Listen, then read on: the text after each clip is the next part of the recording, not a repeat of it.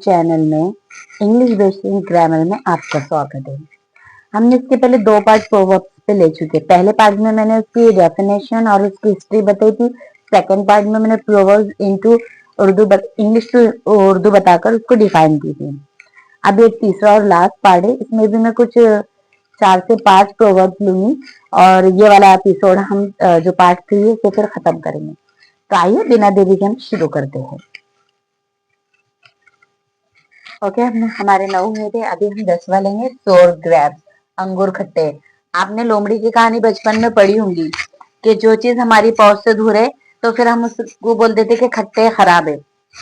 तो लोमड़ी ने भी इसी कहा था कि ऊपर अंगूर थे तो काफी मीठे थे, लेकिन वो तक पहुंच नहीं पाई, तो फिर लास्ट में उन्हें कह दिया कि अंगूर खट्टे हैं।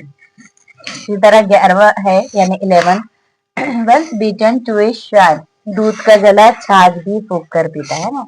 अगर किसी को धोखा मिला है ना तो दूसरी बार वो बहुत ज्यादा संभल कर चलता है।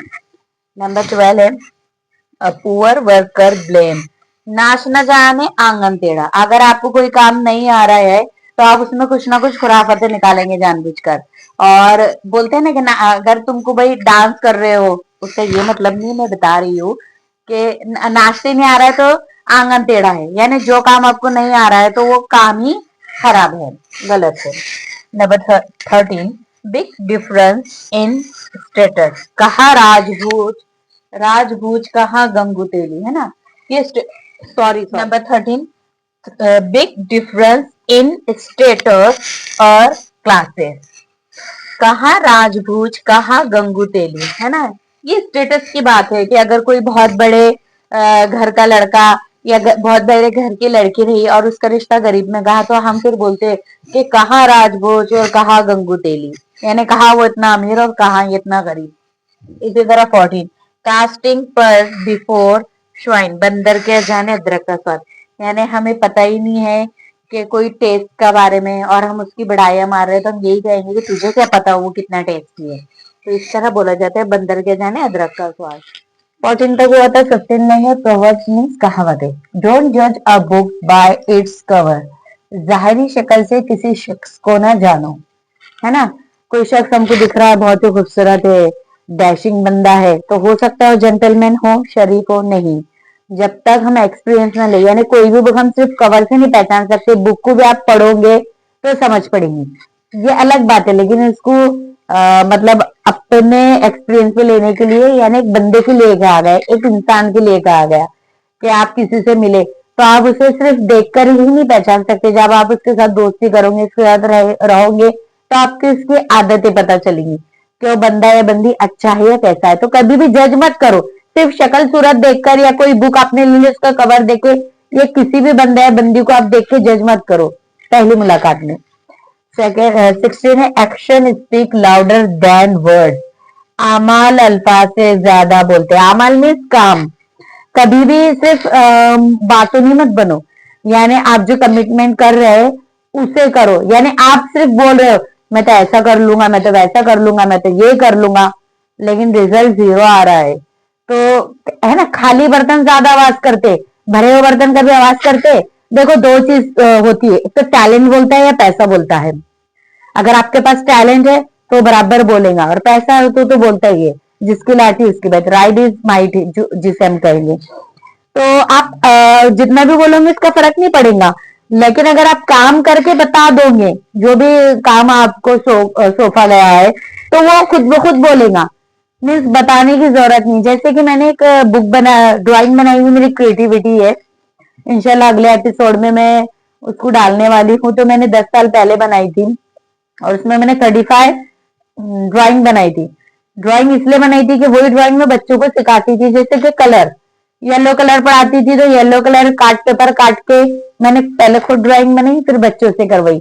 ब्लू कलर पढ़ाना था तो मैंने खुद पहले उसको अपनी ड्राइंग में सजा, खुद अपनी क्रिएटिविटी की, फिर बच्चों से करवाया। तो पहले खुद करो फिर दूसरों को बताओ। तो आमान यानी काम ही बोलता है, आप कितना भी बोल बच्चन हो, लेकिन अगर आप काम में जीरो हो तो कोई फायदा नहीं।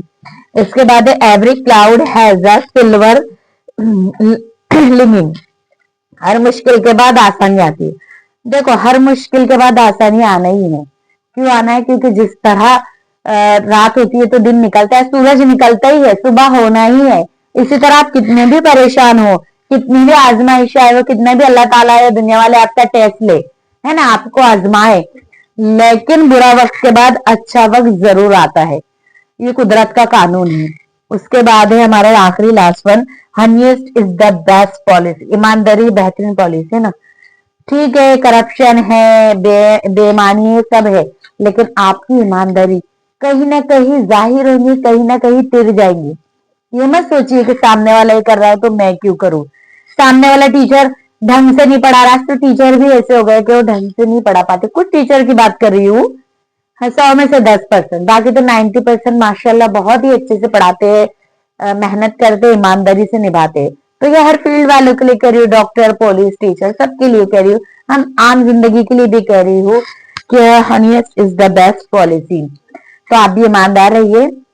और यहाँ लाकर मैं जो अपना थर्ड पार्ट था इसको खत्म करती हूँ। जैसे मैंने आपको बताया कि मैंने ड्राइंग बनाई थी, उसमें 35 क्रिएटिविटी मेरी है ड्राइंग की। और वो क्रिएटिविटी ऐसे कि मैं वो करने के बाद खुद बच्चों से करवाती थी। मैं अभी लेक्चरर हूँ माशाल्लाह। पहले भी मैं लेक्चरर थी, लेकिन मैंने कभी जॉब में ये नहीं किया कि मैं छोटा जॉब क्यों करूँ। तो मैंने प्री प्राइमरी और प्राइमरी दोनों को पढ़ाया हुआ है। तो उनके लेवल के हिसाब से मैंने खुद अपनी ड्राइंग की थी और वो ड्राइंग के जरिए बच्चों को पढ़ाया, क्योंकि एक टीचर के लिए एड्स होना जरूरी है, एवी एड्स, ऑडियो विजुअल एड्स। तो उसके जरिए मैंने पढ़ाया था। इंशाल्लाह वो अगले हफ्ते में डालूंगी। इस ये वीडियो आपको कैसा लगा कमेंट करके आप जरूर बताना। आप इसका स्क्रीनशॉट ले लीजिए।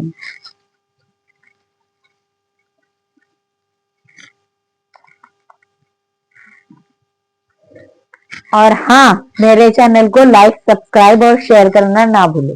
अल्लाह हाफिज।